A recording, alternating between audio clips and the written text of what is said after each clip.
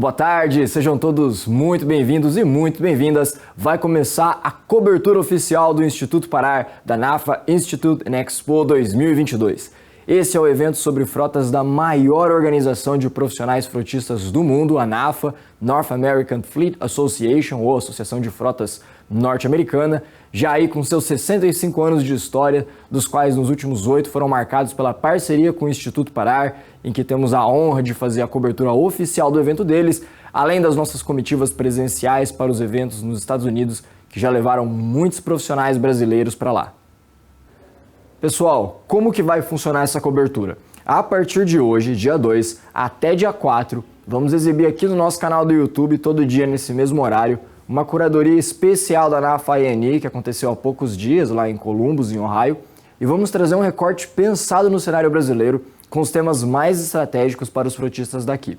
Vai ser um momento muito importante para que você possa olhar para fora e ver quais são as tendências de gestão de frotas no exterior e quais as soluções que o pessoal de lá está adotando para resolver problemas que afetam o mundo todo, inclusive a sua frota, o seu trabalho. A gente começa a exibir logo mais a primeira palestra. Eu tenho certeza que esse primeiro tema já resvalou em você nos últimos 3 ou 4 anos. Mas antes da gente prosseguir, eu quero te passar alguns avisos rápidos. Lembra que eu mencionei agora mesmo sobre as comitivas que a gente enviava lá para os Estados Unidos para esse evento? Esse ano a comitiva presencial ainda não vai acontecer, mas em 2023 você vai ter uma oportunidade de viajar conosco novamente. Então já coloca na sua agenda lá do ano que vem que você tem um encontro marcado com a gente para a NAFA I&E 2023, tá certo?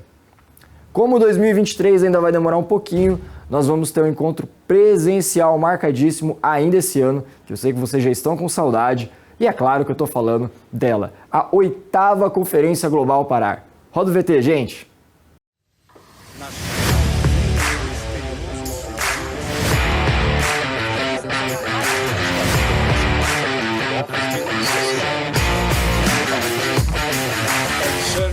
That COVID-19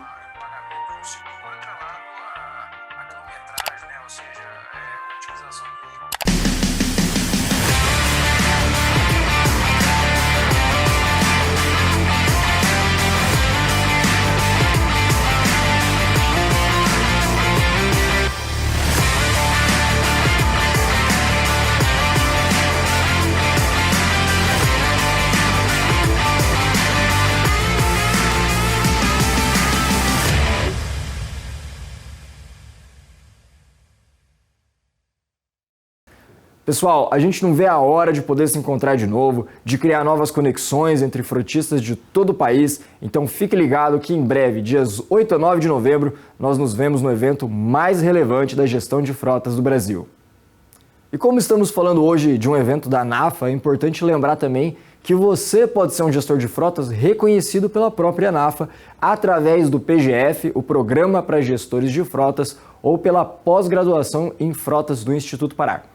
O primeiro módulo desses 2 cursos já aconteceu agora em abril, mas se você quer se tornar um profissional de destaque, ainda dá tempo de se inscrever e assistir o primeiro módulo gravado, garantir suas vagas nas turmas de 2023. O QR Code para entrar em contato com a nossa equipe e garantir essa super oportunidade está aqui na tela ou também no link, no chat lá no YouTube. Corre lá que esses cursos vão surpreender você. Vamos então para o nosso primeiro conteúdo de hoje? Vamos abordar agora um tema que é muito debatido aqui no Parar, mas de uma forma um pouco diferente. A gente sempre fala sobre a questão da sustentabilidade em 3 pilares, o ambiental, social e financeiro, ou operacional, e em ser sustentável não é o que você pensa, você vai ver esse mesmo ideal de sustentabilidade, mas aplicado a uma outra coisa que você provavelmente já deve ter visto a gente falar aqui também, que é a conectividade. A conectividade em seus vários módulos tem um potencial muito forte de trazer mais otimização de serviços e recursos. E é claro, fazer mais com menos é uma máxima que a gente sempre vai perseguir. Confira agora como e por que implementar uma tecnologia V2x.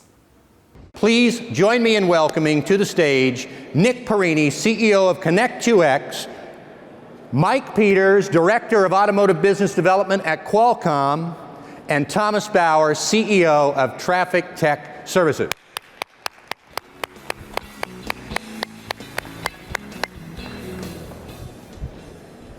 I think we're ready to go. Thank you. thank you for being here. You know, they say that just showing up, 80% of success is just showing up. So I want to thank you for showing up. And I know you're all successful people here. In fact, I don't think you're 80%. I think you operate at 100%. I mean, in order to get to where you are, you're as leaders probably within your organizations. And what we need here is people that will do things, can make things happen. We can start a movement here with V2x technology. We can begin to change and impact the future of driving and transportation with this amazing technology. So who's in for that? Who's ready to make some change? All right. Thank you. So we're going to have some fun here too. And I want to thank Mark and Thomas for being here too. I mean, they came a long way to be here and provide their depth of knowledge with us and share that. The first thing we want to talk about is this going green thing. Now, maybe some of you thought we're going to be talking about EVs, but no. It's going to be a little twist on that. We're going to be talking about who wants green lights? Who would like to have green lights? All right. So I'm going to share with you a little video. We had some fun with this.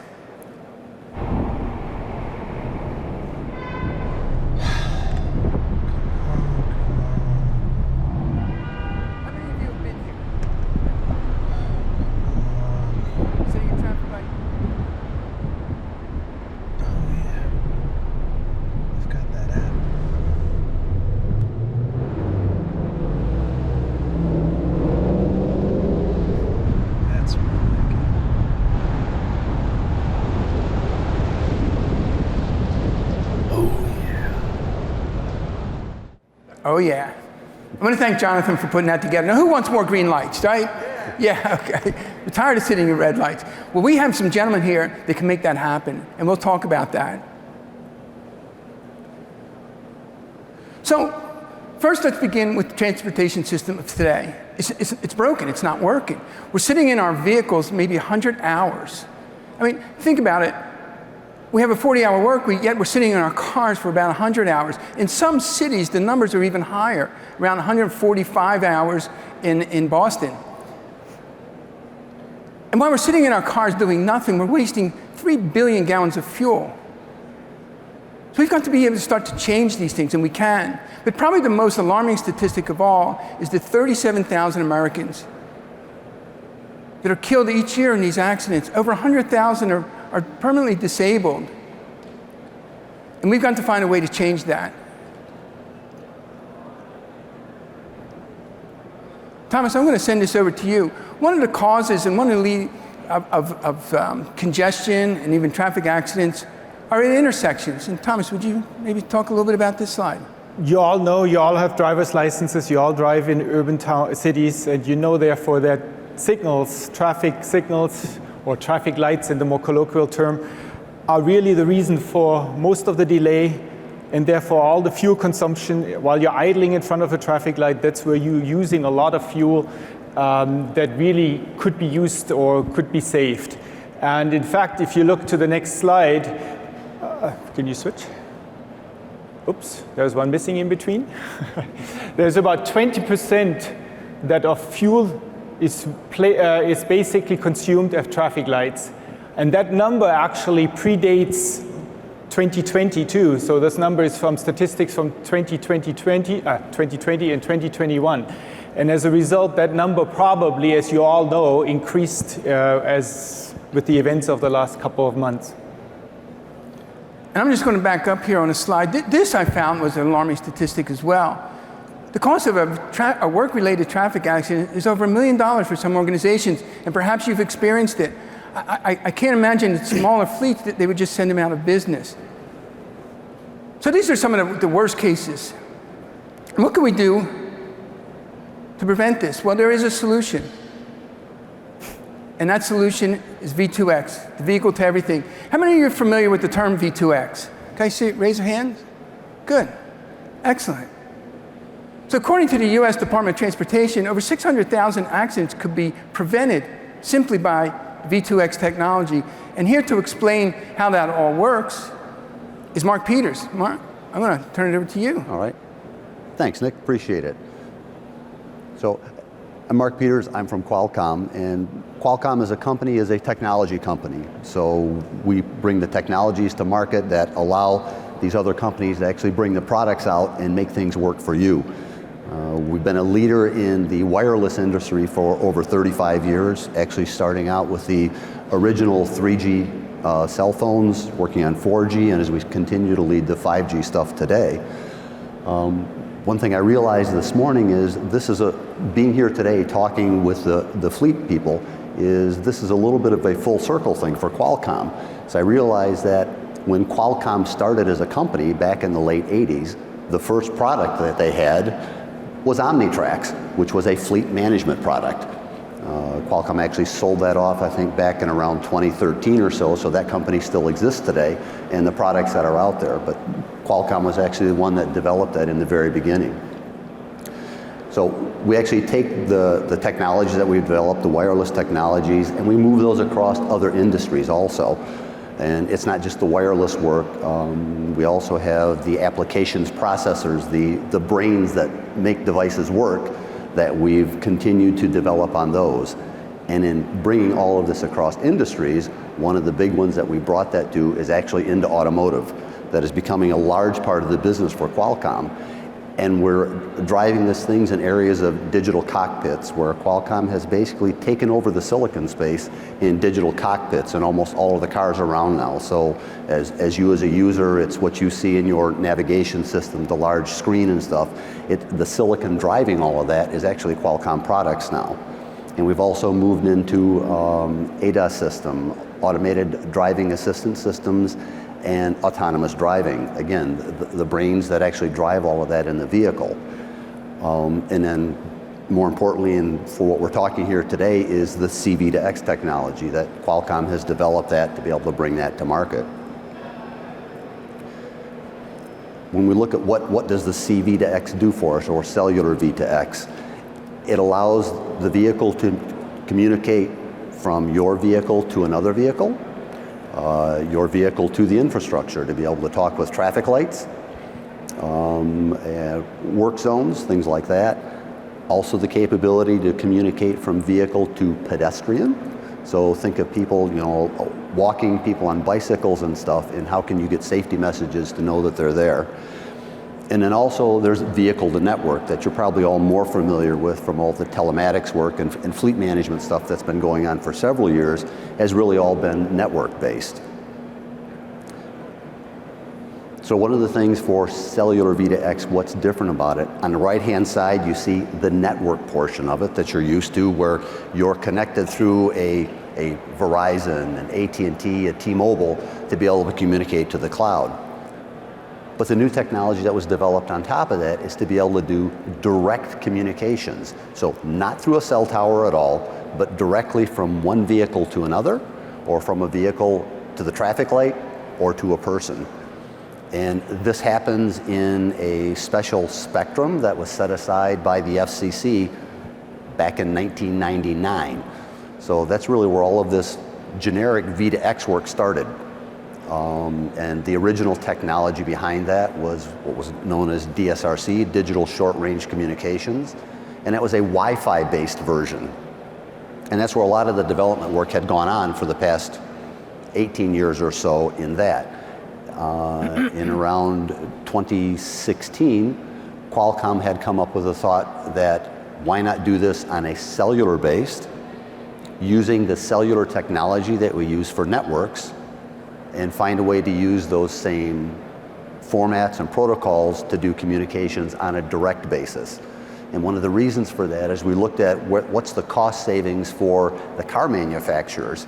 If they're going to have a telematics box in their vehicles already, we can add this direct communications to it for a minimal cost because they've already got a telematics box. And it saves them having to put in a whole nother device that's a Wi-Fi based Dsrc box. That did cause some confusion in the market for a few years, and that part has actually been settled out, because what's important is for any of these systems to work, they all have to be able to communicate together. So now we see it in the market, there's a Cellular V2x version and then there's a Dsrc version. Those two aren't able to talk together. So for those of you older people in a crowd like myself, think back to the days of video cassette recorders. Remember, there was a beta format and a VHS format. Those two could never work together. So one thing the FCC has done just recently is made a decision, two parts to the decision. One part was that they've made a decision that the technology to be used for this going forward is Cellular V2x. So it will not be the Dsrc Wi-Fi based. So that set the standard and the whole industry can move forward on it now. The one downside they did is, as part of all of that, they've actually removed part of the spectrum that was available for doing V2x communications. Originally it was set up with 75 megahertz wide of spectrum, and the FCC has basically taken 45 megahertz of that spectrum and given it away, and there's only 30 megahertz that's left now for intelligent transportation systems to be able to communicate.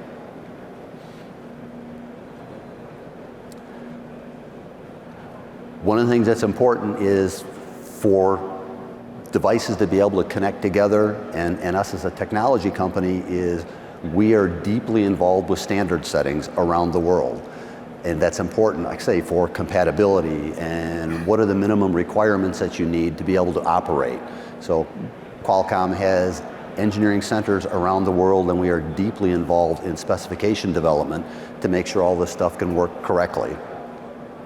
And if I take that to a latest detail, this relates back to the FCC decision to cut the spectrum down to only 30 megahertz.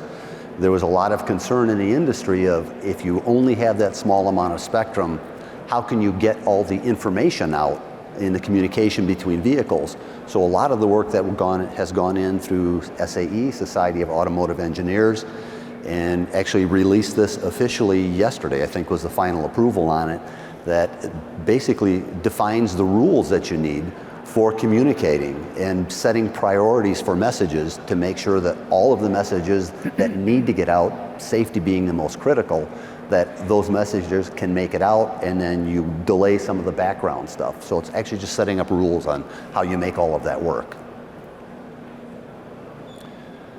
What's important for you is that all those specifications have been set, so we know how to communicate and be able to bring products out for your fleets to make things better for you. And we certainly see that smart transportation can revolutionize logistics. It's important that you'll see in many areas, both in safety and mobility areas. So the last thing that I wanted to touch on is there's actually a long list, over 100 applications that have already been envisioned and kind of specified at a high level of what's the data flows that you need, what's the protocols, what data do you want to transmit and stuff. But there's also quite a few of them that have been fully developed now, and this is just an example of some of them that are fully developed applications. On the safety side, red light warning violation, so that when you're driving up to a traffic light, before it turns red, your vehicle can do the calculations to say, before it turns red, your vehicle can do the calculations to say, yes, at this speed I can safely make it through, or no, I can't, I need to brake. And work zone warning, things like that. These are applications that are actually up and running today that we see in other cities. On the mobility side, important also, again, for the freights is, freight signal priority, eco approach and departure, that are important from the fleet side of what advantages are there for you. So with that, I'd like to turn it over to Thomas, that he's actually going to be able to take you through some details on some of the applications. Perfect. Thank you, Mark. We're a slightly smaller company than Qualcomm, slightly maybe a factor of 1,000 or 10,000, something like that. So let me briefly introduce who we are and what we do. We consider ourselves the leading platform to connect vehicles on the one hand and infrastructure, primarily traffic signals or traffic lights on the other hand. So what that means is really we are in the content business.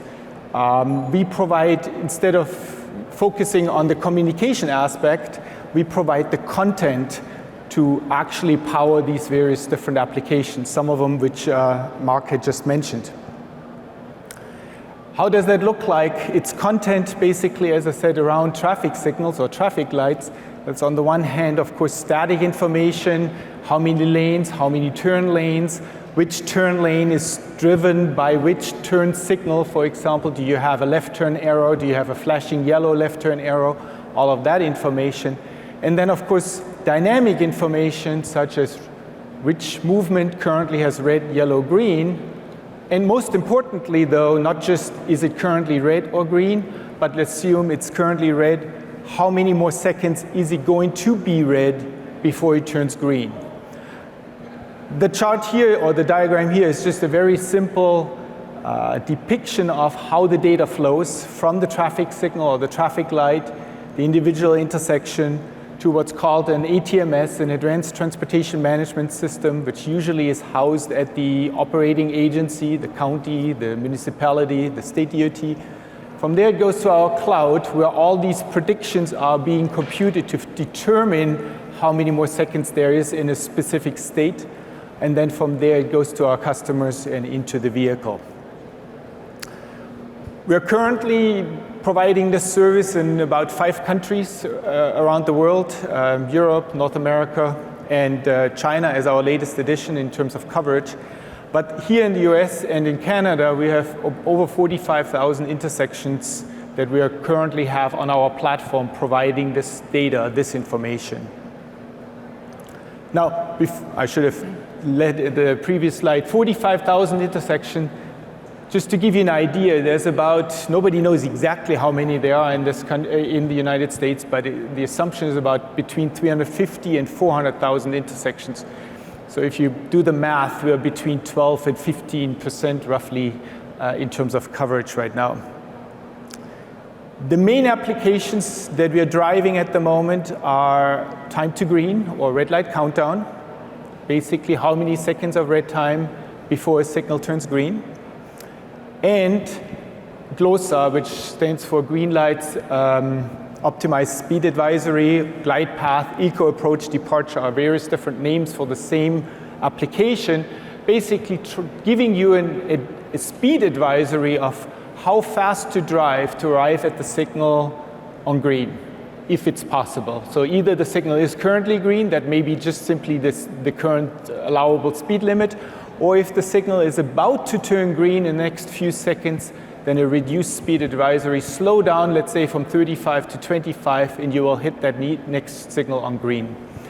And that's exactly, of course, where this fuel savings and the energy consumption savings potential is. With that, let me direct your attention to a project that the City of Ottawa in Canada commissioned. It was funded by Transport Canada, and Carleton University did all the evaluation at the end in terms of the benefits. And that study, which was completed a couple years ago, proved basically that for the city inspector vehicle fleet, it was a fleet of heavy pickup trucks, that there was a substantial fuel savings coming from that advisory, from the ability to know, oops, wasn't there one in between, of how many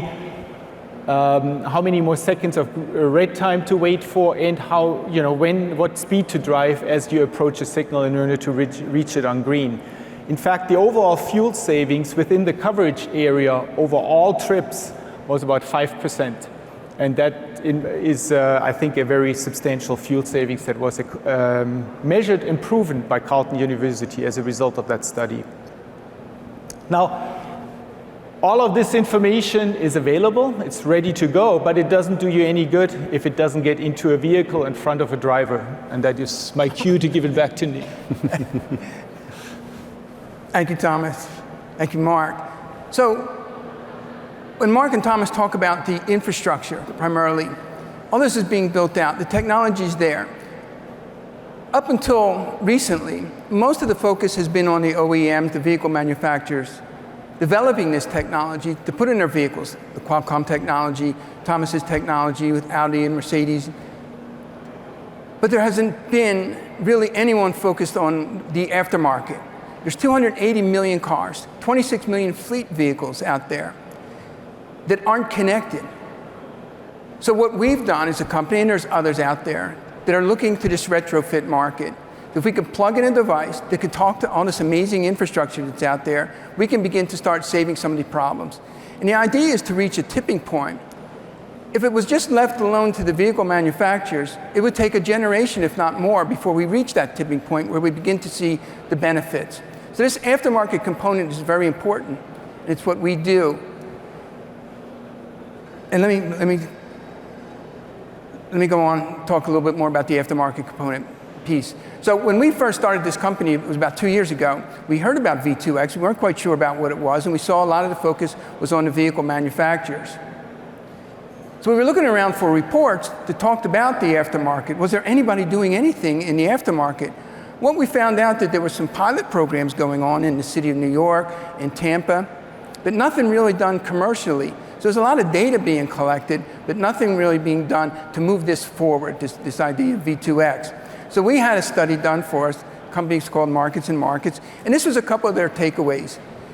EPA estimates that 4 billion gallons of fuel could be saved by fleet adoption of V2x. It's huge. NHTSA says that the aftermarket V2x solution will shorten implementation time. That's what we're about, again, trying to reach that tipping point. The development of smart cities would require V2x devices to enable communication with the infrastructure. And that's pretty obvious. These are things that Mark and Thomas talk about. But if we don't have this device in the vehicles, it might be a smart city, but nobody knows it's a smart city. It's kind of just out there. And here's another just factor I thought it would be interesting for the fleets, and that is vehicle to vehicle, which comes under the umbrella of vehicle to everything, or V2x, that enables platooning, and thereby reducing fuel consumption by as much as 12%. And as we saw from a slide earlier that Thomas pointed out, the 20% of an operating cost of a fleet is in the fuel. So if we can begin to save that, and I know there's been a lot of talk about EVs, but if we can actually start saving on the fuel consumption, the V2x component could be a big part of that. So that's what we're all about, a retrofit device. If I was to build one, and we are in the process of doing that, what would it include? Well, we were captivated with what Thomas's system can do. So if we were to build one, we'd include that traffic light. You know, who doesn't want more green lights? And as Mark talked about too, approaching that light, what speed? You know, this is going to change driving habits, again, to help fuel efficiency and safety. We'd have in this device, we'd have cameras, so that we could get a 360 look at the vehicle, what's going on around it. In addition to that, we'd be capturing information not only from the infrastructure, but inside the vehicle too, at the OBD2 port.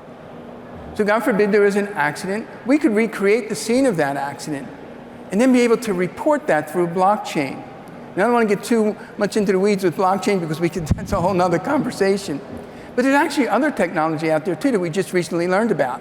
It's the quantum ledger database that Amazon, it's a tool that Amazon is putting out now too, that's encrypted, gives you the same kind of security that blockchain, you hear about blockchain does, but it's a new tool. The difference being that blockchain is mostly decentralized, whereas this database, the quantum ledger database, is centralized, kind of some things that we're familiar with right now.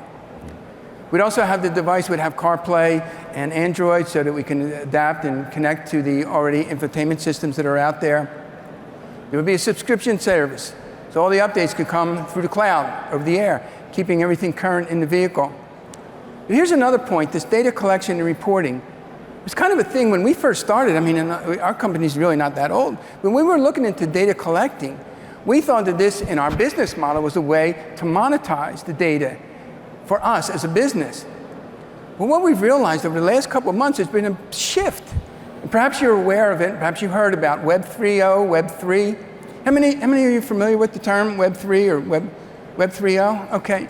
So right now we're on what they call Web 2. So it's a centralized information services. So we have AWS, we have Apple, you know, all the big, Facebook, collecting all this data. They're monetizing the data.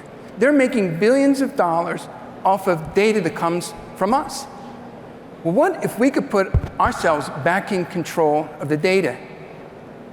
And not only control it for privacy's sake, but what if we wanted to monetize it? Could we bring down the cost of ownership of a vehicle and maintenance?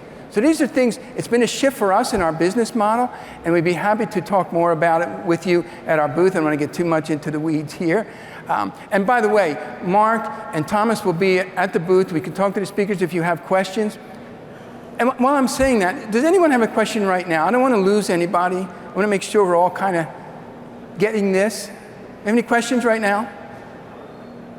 Okay, I'll move on. So this will be what the retrofit system looks like. And like I said, please stop by our booth. We have a demo of one. In fact, we'd love to get your input because we're in, timing is everything in business. And we're at this process in our business that we're in the development stages. So we are looking forward to your input to help us build this out, to get what it's not what we need. We talk amongst ourselves and think, well, this is a great idea. But until we get it into your hands, until you can tell us what it is you need, then we can build it. So timing is everything. So why are we here? To us, it's always been fleets first. If we're going to go to the market, we have to deal with the fleets. What's been really fascinating for us is we were here last year, but I actually got a chance to talk with Bill Schenkel this morning, and I think I saw him come in here. But oh, Bill, there you are. I was really impressed by what NAFA is doing to get in front of this new technology, provide the education on it. And like I said in the beginning, and I think I said it because I kind of maybe stumbled a little bit, but the people, you out there, can make these change. I mean, you're not here. I talked about success being 80%, by just showing up. But really, you are all operating at 100% because you can make things happen. And that's what we need to do. We need to start a movement, and we could do it right here, right now, amongst all of us. And that's why we're here. It's this, I don't know how to explain it or express it more than to say, we've got to do something. We can't, there's too many accidents. We're losing too many people. I mean, these people could be family members. 37,000 people die each year. We've got to stop it. And the technology is there to do it. It exists today. So we're going to kind of wrap this up, and I'm going to ask Mark and Thomas maybe to give us some of their last parting shots, thoughts and ideas and what we could do together. And there's a couple more slides here, but Mark, Thomas, you have? Sure. I mean, as we have on the slide there, it's bringing a whole ecosystem together, and it's a lot of the work that we do also from the Qualcomm side is in trying to bring the technology out to lots of companies and train them on how to use it so that we can get products out there. And just having it in vehicles doesn't get us where we need to be. Just having the infrastructure out there doesn't get us where we need to be. It really has to come all together to make it really function properly and gain the most out of all of this. Are you saying there's test facilities? The Qualcomm has facilities that fleets can test? Did you say that? No, we don't have test facilities for that. We do testing around our headquarters and stuff like that with some devices, but we don't have official test facilities there. But there are several around. In Michigan, there's M-City, that's located at the University of Michigan, a large test facility there for autonomous and connected vehicles. And then just outside of Ann Arbor in Willow Run is the ACM, which is a very, very large test facility. It used to be the Willow Run Airport where the bombers were built back for World War II. And now they've converted that over to a large testing area for connected and autonomous vehicles. I think Ohio also has one nearby here, and several states Georgia, have been building big test facilities. Thomas. I think from my perspective, we are in Audis, Mercedes now. You can go to an Audi dealer, pick up a new Audi, and you have the technology and the data there. But the savings for an individual vehicle is, yes, even 5% fuel savings for an individual vehicle is nice, but it doesn't really get you too excited. If you multiply that with a fleet and obviously a heavier vehicle on top of it, suddenly it makes a lot of sense, and suddenly it really gets the value across. And so from my perspective, having this technology in any shape or form in the hands of fleet allows them to really benefit the most from it, and at the same time also further the adoption of the technology in general for everybody involved, for all of us. Okay. Is there any questions right now? Just have a couple slides to go through, just to kind of wrap this up. This is a V2x deployment map. Don't think about trying to read it, because that wasn't intended for that. But there's a lot of stuff going on with V2x around the country. If you stop by our booth, we actually have the interactive version of this. We could find out exactly what's going on in your state if you'd like to know more about that. Well, thank you, everyone. I think that's a wrap. That's a wrap. Mark, Thomas, thank you very much. Thank you. And thank you all for being here. Again, I know how successful you already are, right? You showed up, but I know you're operating 100%. Thank you. É isso aí, pessoal. Vamos ficando por aqui hoje. Já vamos disponibilizar um link aqui nos comentários para você salvar na sua agenda o nosso evento e não perder nada desses 3 dias de muito conteúdo. E não esquece, hein? Na quarta-feira, dia 4, estaremos ao vivo para dar aquela revisada nos pontos mais relevantes dos painéis da NAFA 2022 com convidados especiais. Nos vemos amanhã novamente aqui no nosso canal do YouTube, no mesmo horário. Até mais!